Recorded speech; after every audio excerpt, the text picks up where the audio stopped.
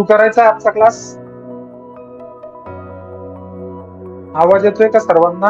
Yes sir. आवाज येतोय ना? Yes sir. ओके ठीक आहे. आता आज आपला कितवा दिवस आहे? तिसरा दिवस आहे ना क्लासचा, बरोबर ना? हो. ओके. आपण आता मागचे दोन दिवस काय बघितलं? पहिलं इंग्लिशचं लेक्चर झालं आपलं मंडेला, राईट? त्याच्यानंतर आपलं काल कम्प्युटर सॉफ्टवेअरचं लेक्चर झालं. आज आपलं कसलं लेक्चर आहे? आज आपलं आहे कम्प्युटर हार्डवेअर, राईट? हो. Let's start our class now. Okay. तर काल आपण बघा कम्प्युटर सॉफ्टवेअरची ज्यावेळी आपण सुरुवात केली, कम्प्युटर सॉफ्टवेअर मध्ये मी तुम्हाला काय सांगितलं तर कम्प्युटर सॉफ्टवेअर मध्ये सगळ्यात पहिले कुठल्याही हार्डवेअर मध्ये, ठीक आहे, आता जे आपण कुठलीही वस्तू असते, म्हणजे सपोज कम्प्युटर आहे, लॅपटॉप आहे, याला आपण काय म्हणतो? हार्डवेअर म्हणतो, बरोबर ना? किंवा मोबाईल आहे, जी पण वस्तू फिजिकली हात लावता येते त्याला, बरोबर? ज्याही वस्तूला फिजिकली हात लावता येतो त्याला आपण काय म्हणतो? हार्डवेअर म्हणतो, बरोबर? तर ते हार्डवेअर चालवण्यासाठी सगळ्यात पहिले काहीतरी सिस्टीम त्याच्यामध्ये पाहिजे. ती जी सिस्टीम असते त्या सिस्टीमला आपण काय म्हणतो?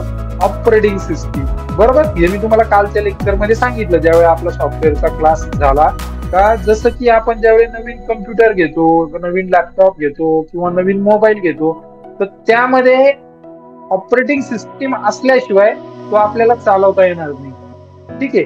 जसं की जर लॅपटॉप मध्ये विंडोज नसेल तर आपल्याला त्यामध्ये कुठलंही सॉफ्टवेअर टाकता येणार नाही, कुठलंही आपलं काम त्याच्यामध्ये होणार नाही. ते फक्त काय राहील? हार्डवेअर राहील. म्हणजे या ज्या दोन्ही गोष्टी आहेत ना, या एकमेकावर डिपेंड आहे, ठीक आहे? फक्त सॉफ्टवेअर असून पण काम होणार नाही, कारण त्याला हार्डवेअर लागेल, कारण त्या हार्डवेअर मध्ये ते सॉफ्टवेअर टाकावं लागेल. आणि ही जी टाकण्याची प्रोसेस आहे याला काय म्हणतात कम्प्युटर लँग्वेज मध्ये? इन्स्टॉल करणे. कुठलंही सॉफ्टवेअर जेव्हा आपण त्या डिव्हाइस मध्ये टाकतो, फॉर एक्झाम्पल आपण ज्यावेळी मोबाईल वापरतो, मोबाईल मध्ये स्नॅप टाकतो, इंस्टाग्राम टाकतो किंवा व्हॉट्सअप टाकतो, तर त्याला काय म्हणता? इन्स्टॉल करणे, ठीक आहे? त्याला आपण काय म्हणतो? इन्स्टॉल करणे. तसंच कम्प्युटर हार्डवेअर मध्ये पण आपण जे कम्प्युटर लॅपटॉप मध्ये आपण जे सॉफ्टवेअर टाकतो किंवा जे पण आपल्याला लागणारे आपण ऍप्लिकेशन्स टाकतो, ठीक आहे, त्याला एक तर सॉफ्टवेअर म्हणतात किंवा ऍप्लिकेशन्स म्हणतात. आणि ऍप्लिकेशनचा शॉर्ट फॉर्म आपण रेग्युलर बोलताना काय वापरतो? ऍप्स. आपण काय म्हणतो? तुझ्या मोबाईल मध्ये किती ऍप्स आहे? माझ्या मोबाईल मध्ये एवढे ऍप आहे, माझ्या मोबाईल मध्ये हे ऍप टाकायचं. तर त्या ऍपचा लॉंग फॉर्म काय आहे? तर तो आहे ऍप्लिकेशन्स, ठीक आहे? आणि सॉफ्टवेअरला किंवा ऍपलाच आपण काय म्हणतो? की इन्स्टॉल करणं, ते टाकणं म्हणजे काय राहतं? इन्स्टॉल करणं.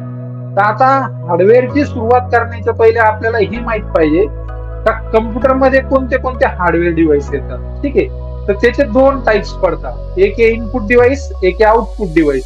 आता तुम्हाला काय आयडिया आहे? इनपुट डिव्हाइस कोणते, आउटपुट डिव्हाइस कोणते? सांगता का मला? कोण सांगतं? हा, श्रद्धा सांग. इनपुट डिव्हाइस का? हा, इनपुट डिव्हाइस कोणते असतात?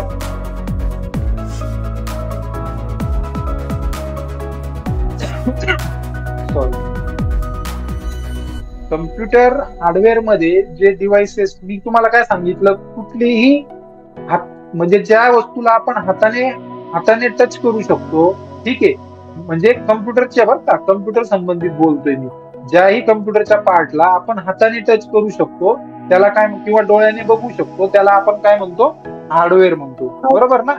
तर ह्या हार्डवेअरचं क्लासिफिकेशन दोन प्रकारात झालं. क्लासिफिकेशन म्हणजे त्याचे प्रकार पडले. दोन प्रकारात हार्डवेअर डिव्हाइसेसचे क्लासिफिकेशन होतं. ते दोन प्रकार कोणते? एक आहे इनपुट डिव्हाइस, एक आहे आउटपुट डिव्हाइस. मग मला तुम्ही सांगा इनपुट डिव्हाइस म्हणजे काय बरं? म्हणजे कोणते डिव्हाइस इनपुट डिव्हाइस येतात? श्रद्धा सांग.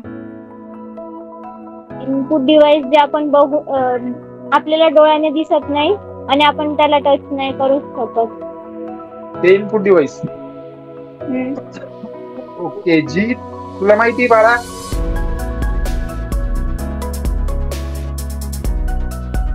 जी? हा सर, ऍप्स वगैरे. ओके. आज नवीन स्टुडंट कोणतरी जॉईन झालंय, कविता ठाकर. कविता ओके ठीक आहे. कविता मॅडम तुम्हाला माहिती का? आवाज येतोय का कविता?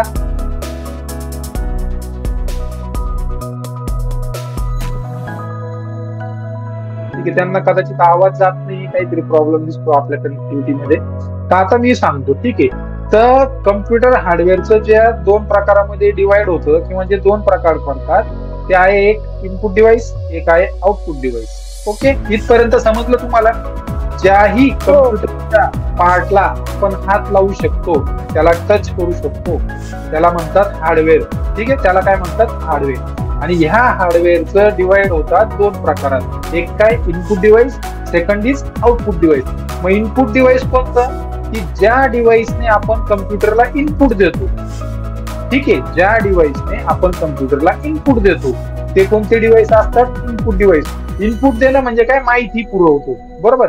जर तुम्हाला एखादा चार्ट बनवायचा आहे, ठीक आहे, सपोज तुम्हाला एखादा टेबल बनवायचा आहे, त्या टेबलमध्ये तुम्हाला आपल्याला स्टुडंटची माहिती क्रिएट करायची, बरोबर.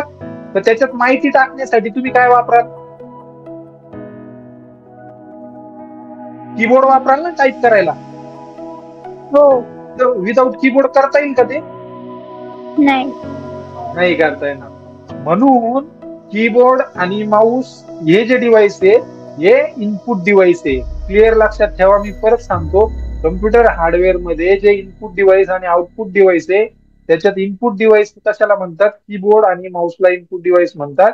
आणि मॉनिटर म्हणजे काय? तुम्हाला मॉनिटर चित्र दाखवतो, बरोबर ना. जे डिव्हाइस आउटपुट देतात आपल्याला, काहीतरी आपल्याला त्याच्यातून मिळतं, ते डिव्हाइस कोणते असतात? Output device. मग याचे उदाहरण कोणते कोणते सांगता येतील बघा. एक मॉनिटर, ठीक आहे, मॉनिटर काय करतं? आपल्याला चित्र दाखवतो. त्याच्यानंतर प्रिंटर काय करतो? आपल्याला प्रिंट देतो, बरोबर.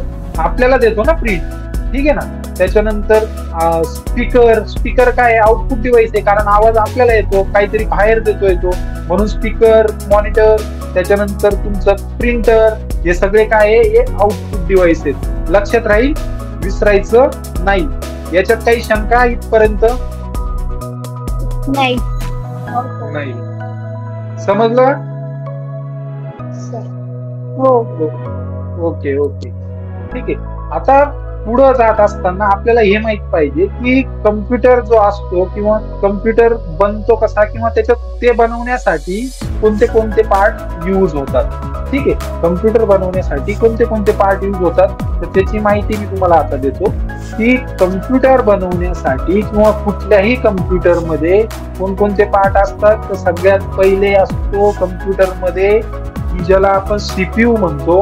ते सीपीयू का म्हणतो? तर कम्प्युटर मध्ये सगळ्यात महत्वाचं काम जो असतो तो करत असतो सीपीयू. सीपीयूचा लॉंग फॉर्म आहे central processing unit. Central processing unit. आणि सेंट्रल प्रोसेसिंग युनिट का म्हणतात त्याला? कारण तो सगळ्या जे पण आपण काही डेटा देतो त्याच्यावर प्रोसेस करण्याचं काम करत असतो. हा सेंट्रल प्रोसेसिंग युनिट करत असतो, किंवा यालाच म्हणतात प्रोसेसर. काय म्हणतात याला? प्रोसेसर. मग याचे कोणकोणते तुम्हाला उदाहरण सांगतो. तुम्ही इंटेल ऐकलंय? इंटेल कोणी इंटेल ऐकलंय? नाही ऐकलंय. जीत तू ऐकलंय कधी इंटेल? ठीक आहे, तर कम्प्युटर मध्ये जो प्रोसेसर आहे तो इंटेल असतो. म्हणजे ह्या कंपन्या आहे, ठीक आहे, ह्या कंपन्या काय करतात? प्रोसेसर बनवतात. मी तुम्हाला काल दाखवलं होतं बघा, आपलं माय कम्प्युटरवर राईट क्लिक करून. हे बघा, तुम्हाला परत दाखवतो, मी स्क्रीन शेअर करतो. 1 मिनिट.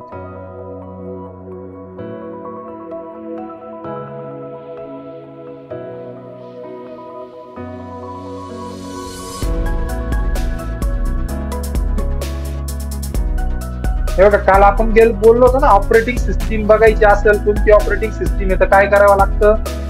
दिस पीसीचा जो आयकॉन असतो आपल्या डेस्कटॉपवर, ही जी मेन स्क्रीन जी येते ना, ठीक आहे, कम्प्युटर चालू केल्यानंतर जी मेन स्क्रीन येते जिथे तुम्हाला हे बघा, हे फाईल फोल्डर, जे काही सॉफ्टवेअर दिसतात, यांना काय म्हणतात? डेस्कटॉप म्हणतात. या मेन स्क्रीनला काय म्हणतात? डेस्कटॉप. काय म्हणतात? डेस्कटॉप. ठीक आहे, लक्षात ठेवा या गोष्टी. हे बघा, मग ह्या डेस्कटॉप वर जेव्हा आपण दिस पीसी वर राईट क्लिक करतो आणि जेव्हा याच्या प्रॉपर्टी मध्ये जातो,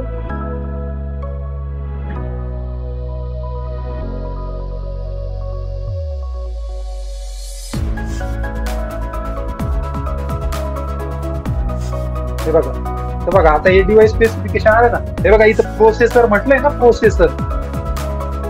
हे बघा इथं दिलंय इंटेल कोर i3. तर हे इंटेल काय आहे, ही कंपनी आहे. इंटेलचा कोणता प्रोसेसर आहे, कोर i3 कोर i7 चा. ठीक आहे, हे कोर i7 काय आहे, त्याचं व्हर्जन. ठीक आहे, आणि त्याचा स्पीड किती आहे, कोर i7 1.8 GHz. 1.8 GHz हा काय आहे, आपल्या हा जो पीसी मी तुम्हाला दाखवतोय त्याच्या प्रोसेसरचा स्पीड आहे.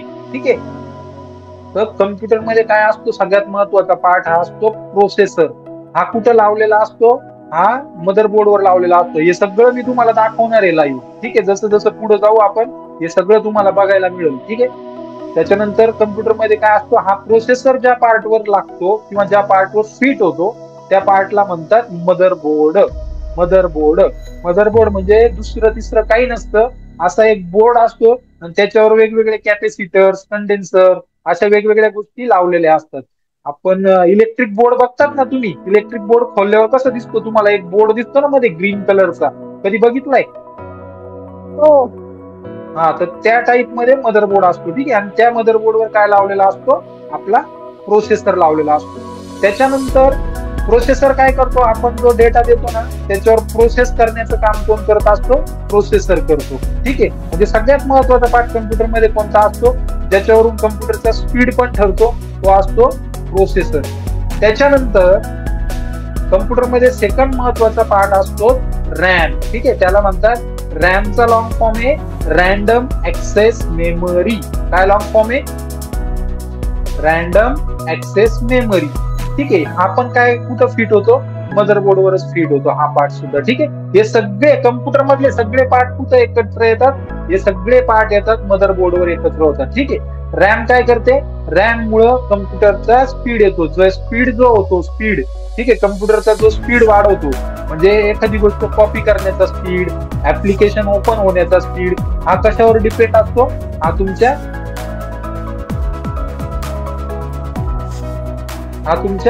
रॅम वर डिपेंड असतो. ओके, समजलं इथपर्यंत? आणि ही रॅमची साईज आहे, हे जे तुम्हाला दिसतंय ना 16.0 GB. जीबी म्हणजे काय, गिगाबाईट. जीबी म्हणजे काय, गिगाबाईट. ते पण शिकायचंय आपल्याला. ठीक आहे, मी आता फक्त तुम्हाला पार्टची माहिती करून देतोय.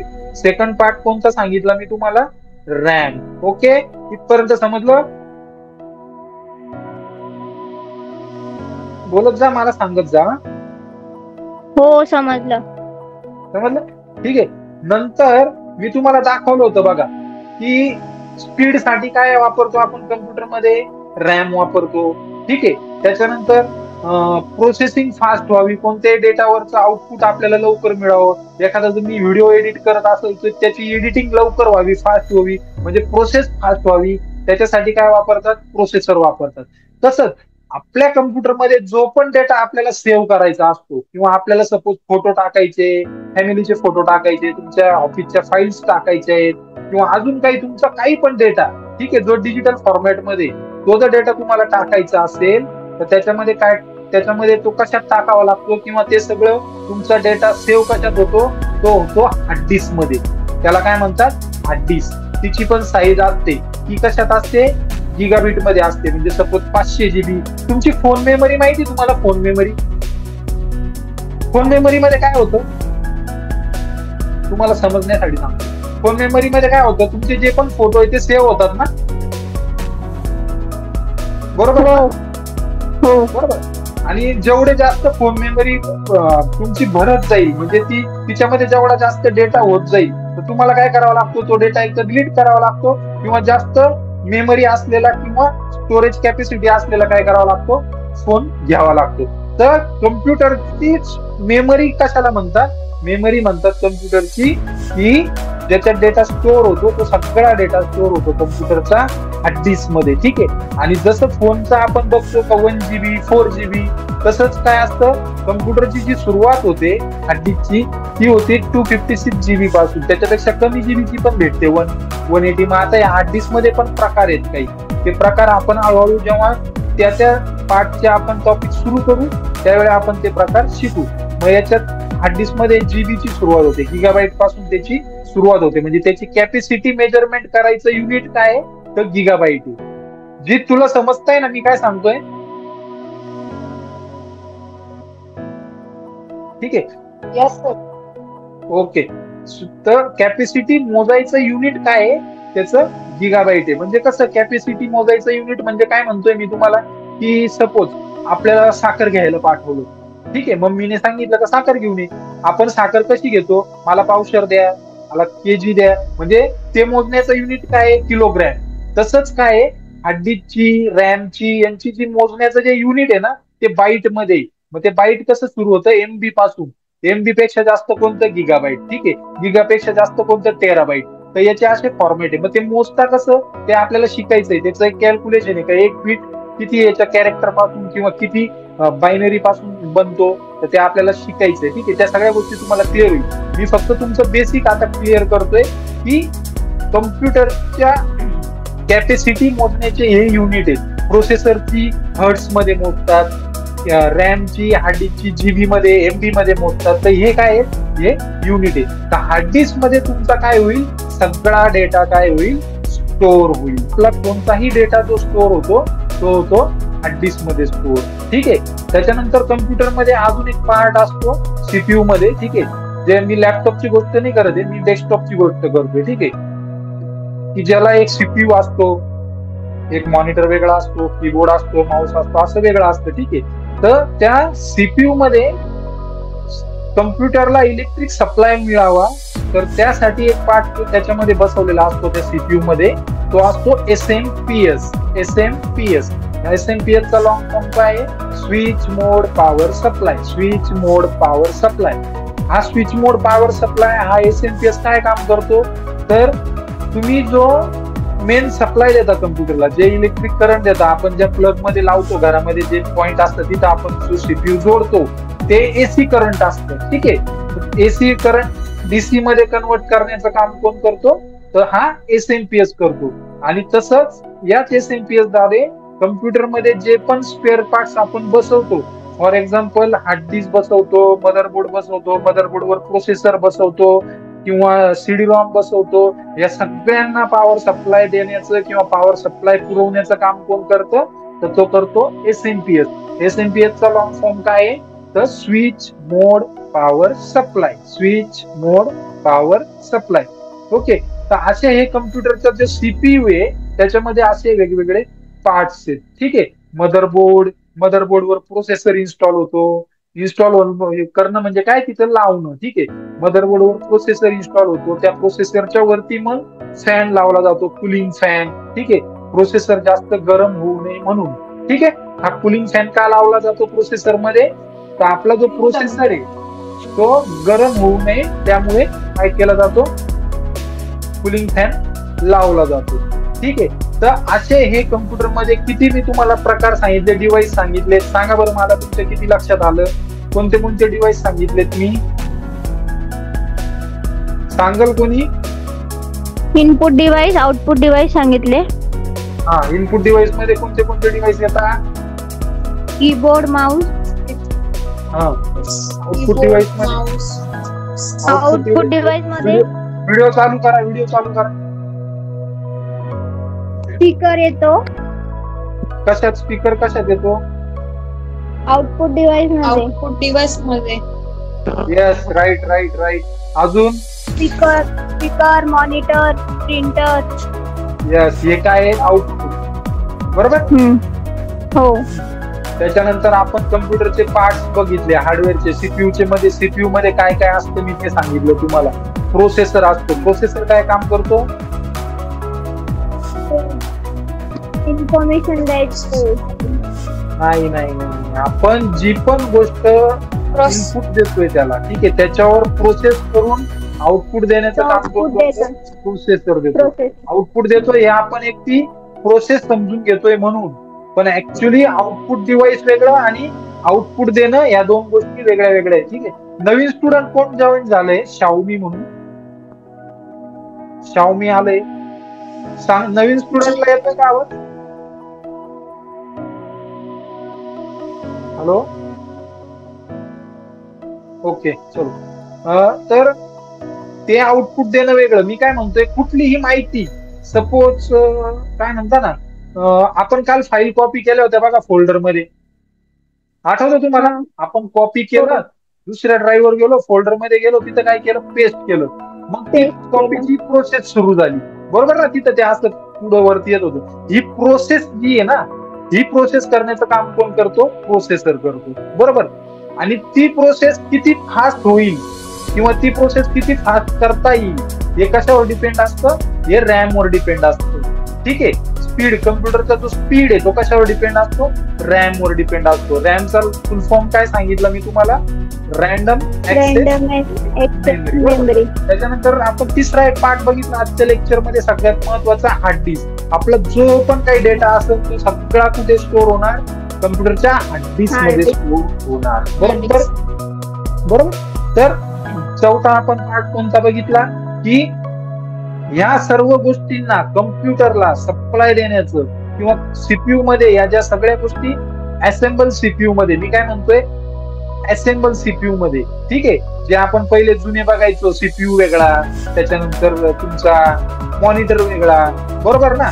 ज्या युनिटला आपण सीपीयू म्हणतो तर त्याला सीपीयू का म्हणतो याचं रिझन कळलं तुम्हाला? त्या डब्याला आपण सीपीयू का म्हणतो? त्याच्यामध्ये प्रोसेसर बसवलेला असतो, त्यामुळे त्याला सीपीयू म्हणतात, सेंट्रल प्रोसेसिंग युनिट. पण सपोज हे जर काहीच त्या बॉक्स मध्ये किंवा त्याच्यात नसेल, सपोज त्या जो सीपीयू तुमच्या, इमॅजिन करा का एक सीपीयू आहे आणि त्याच्यामध्ये काहीच नाहीये, मदरबोर्ड नाहीये, हार्ड डिस्क नाहीये, एसएमपीएस नाहीये, काहीच नाही, रिकामा आहे एकदम. त्यावेळेस त्या सीपीयू ला काय म्हणतात माहिती तुम्हाला? म्हणजे त्या पार्टला त्याला म्हणतात कॅबिनेट. त्यावेळेस त्याला फक्त काय म्हटलं जातं? कॅबिनेट.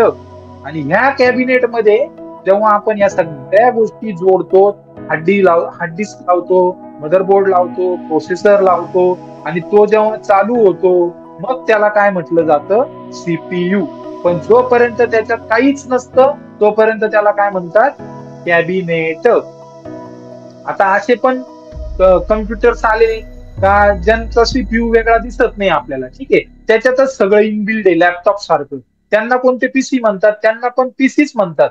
पीसीचा लॉंग फॉर्म काय आहे? Personal computer. पीसीचा लॉंग फॉर्म काय आहे? Personal computer. पर्सनल, जी पर्सनल, प्रोनाउन्सिएशन व्यवस्थित कर, उच्चार बघ. मी काय करतोय? Personal computer. ओके. तर हे पर्सनल कम्प्युटर मध्येच काय आता प्रकार आले, ठीक आहे. पहिले कसे वेगळे वेगळे पार्ट राहायचे, सीपीयू वेगळा, मॉनिटर वेगळा.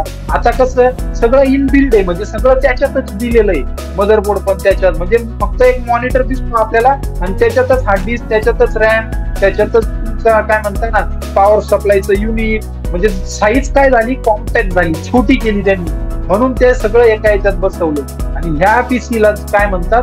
All in one. All in one PC. All in one म्हणजे काय? सगळं त्याच्यामध्येच आहे, लॅपटॉप सारखं सगळं त्याच्यामध्ये. फक्त पर्सनल कम्प्युटर त्याला काय म्हणतात? का तो आपण कुठेही नेऊ शकत नाही, तो पण आपल्याला कुठेतरी टेबलवरच ठेवावा लागतो, ठीक आहे. त्याच्यामुळे त्याला डेस्कटॉप आणि किंवा पर्सनल कम्प्युटर म्हणतात. डेस्कटॉप म्हणजे काय? की असा कम्प्युटर का जो डेस्कवर ठेवतो, तो कुठेही नेऊ शकत नाही, ठीक आहे. हँडी नाही, पोर्टेबल नाही, कुठेही नेऊ शकत नाही आपण, म्हणून त्याला काय म्हणतात? Desktop computer. लॅपटॉप काय असतो? आपण कुठेही घेऊन जातो, ठीक आहे. त्याच्यामुळे लॅपटॉपला कधीच डेस्कटॉप म्हणत नाही आपण. ओके. तुमच्या लक्षात आल्या या गोष्टी? तर या प्रकाराने हे सगळे पार्ट्स असतात कम्प्युटर मध्ये आणि प्रत्येक पार्टचं वेगवेगळं स्वतःचं काहीतरी काम आहे, तो ते करत असतो. तर ह्या पार्टची माहिती आपल्याला आता घ्यायची आहे पुढच्या लेक्चर मध्ये, ठीक आहे. पण तोपर्यंत मी जेव्हा हे सांगितलं, हे तुम्ही लक्षात ठेवायचं. हे सगळं तुम्हाला आपला जो युट्यूब चॅनल आहे तिथे बघायला मिळेल. त्याच्यामुळे मी तुम्हाला काल का परवा मेसेज टाकला होता तर त्या चॅनलला सबस्क्राईब करून ठेवा, तर जेणेकरून काय फक्त ऐकून शिकतो ना आपण तर ते लक्षात नाही राहत, ठीक आहे. मग आपल्याला नंतर परत त्याची रिव्हिजन करावं लागते. सपोज तुम्हाला काही अडलं तर तुम्ही ते कुठे शोधणार किंवा कुठे बघणार? त्यावेळी तुमच्याकडे नोट्स नसल्या तर मग युट्यूबवर आपण लगेच बघू शकता तुम्ही, तर ठीक आहे, तुम्हाला समजतंय, तुम्ही परत मग ते बघू शकता. म्हणून मी ते चॅनल सबस्क्राईब करायला लावला तुम्हाला. बाकी नोट्स मी देणारच आहे. नोट्स बोलजीत चॅनलचं नाव काय सर? चॅनलचं नाव आहे बेटा आपलं इंडिया लाईव्ह 365. तुला हे बॅकग्राऊंडला दिसतंय का? बघ, इंडिया लाईव्ह 365. हा, तेच आपलं चॅनलचं नाव आहे, ठीक आहे. ह्या चॅनल थ्रू आपण हे जे कोर्सेस आहे मी परत एकदा सांगतो तुम्हाला, तुमचे व्हिडिओ ऑन करा, रिक्वेस्ट करतो, मग मी तुम्हाला एक गोष्ट सांगतो. आता विषय निघाला म्हणून एक 5 मिनिटात मी गोष्ट सांगतो की आपले जे कोर्सेस आहे ना हे फ्री ठेवण्यामागचं कारण असं आहे की आमचे जे गुरु आहेत, ठीक आहे, म्हणजे ज्यांनी आम्हाला शिकवलं किंवा ज्यांनी आम्हाला मोठं केलं, त्यांनी आम्हाला काय सांगितलं की वर्षातून एकदा जे तुम्हाला काही चांगलं येतं ते समाजासाठी किंवा लोकांसाठी करा. म्हणून आपण काय करणार आहे, वर्षातून एकदा मग आपण त्याच्यावर एक प्रोजेक्ट बनवलेला आहे, लेट्स मेक इंडिया स्मार्ट. ठीक आहे, चला इंडियाला स्मार्ट बनवूया, असा प्रोजेक्ट आहे. आणि ह्या प्रोजेक्टच्या अंतर्गत काय करतो आपण की वर्षातून एकदा काहीतरी फ्री शिकवतो, जे पण आम्हाला चांगलं येतं ते फ्री शिकवतो. बाकी जेव्हा हे 2 महिन्याचा कोर्स हा फ्री कोर्स संपून जाईल, त्याच्यानंतर हाच कोर्स जो आहे आम्ही पेड मध्ये शिकवणार, कंटेंट हाच राहणार. ठीक आहे, कंटेंट सेम, शिकवण्यात काहीच फरक नाही पडणार, पण त्यावेळी आम्ही काय करू, त्याची फीस घेऊ. ठीक आहे, त्याच्यामुळे फ्री ठेवण्याचं जे कारण होतं माझं हे मी तुम्हाला आज सांगितलं इथे. ठीक आहे, तर असं नका समजू का फ्री आहे म्हणून तुम्हाला वरचं शिकवलं जाईल, सगळं डीप मध्ये शिकवलं जाईल. ओके, तर आज जे मी शिकवलं त्याचं प्रॅक्टिस करायची. आणि आता आपले 3 टॉपिकचे 3 लेक्चर झालेले आहेत. याच्यामध्ये आपल्याला अजून बऱ्याच ऍक्टिव्हिटी करायच्या आहेत, त्या मी हळूहळू तुम्हाला सांगेल सगळे. पण आपले 3 टॉपिकवरचे 3 लेक्चर झालेले, त्याच्यामुळे इथून पुढं मी तुम्हाला प्रश्न विचारेल. एक तर मी तुम्हाला काल पण बोललो, एक तर तुम्ही मला डाऊट विचारा, नाही तर मग मी प्रश्न विचारेल. मग मी असं समजेल का तुम्हाला सगळं येतं. त्याच्यामुळे डिपेंड्स ऑन यू. ओके, उद्याचा क्लास आणि लिंक मी उद्या पाठवेल तुम्हाला किंवा आज संध्याकाळपर्यंत पाठवेल. तर आपण आता भेटूया उद्या. उद्या आपलं कोणतं लेक्चर आहे? उद्या आहे इंग्लिश. उद्या आपला इंग्लिशचा आणि इंग्लिशची रिव्हिजन करून या. इंग्लिश मध्ये तुम्हाला मी काय शिकवलंय ते बघा. सब्जेक्ट टॉपिक आपण शिकलोय. युट्यूबवर आपला तो व्हिडिओ मी टाकलेला सुद्धा आहे. तुमच्या लक्षात नसेल तर परत तो व्हिडिओ बघून घ्या, कारण मी उद्या त्याच्यावर प्रश्न विचारेन. ओके, आलं तुमच्या लक्षात? ओके, चलो बाय एव्हरीवन. आणि जास्तीत जास्त मुलांना, विद्यार्थ्यांना हा जो आपला कोर्स आहे याच्याविषयी माहिती द्या आणि जास्तीत जास्त लोकांना हा कोर्स जॉईन करायला सांगा. ठीक आहे, अशी संधी परत येत नाही. हे 3च कोर्स जर तुम्हाला बाहेर शिकायचे राहिले तर तुम्ही एकदा विचारून बघा काय करावं लागेल. ठीक आहे, म्हणून मी एवढी रिक्वेस्ट करतोय. आपण 10 तारखेपर्यंतच फक्त ऍडमिशन घेणार आहे, त्याच्यानंतर आपण ऍडमिशन घेणार नाही, कारण एवढं मागे जाऊन परत शिकवणं शक्य नाहीये. ठीक आहे, चलो बाय एव्हरीवन, गुड डे.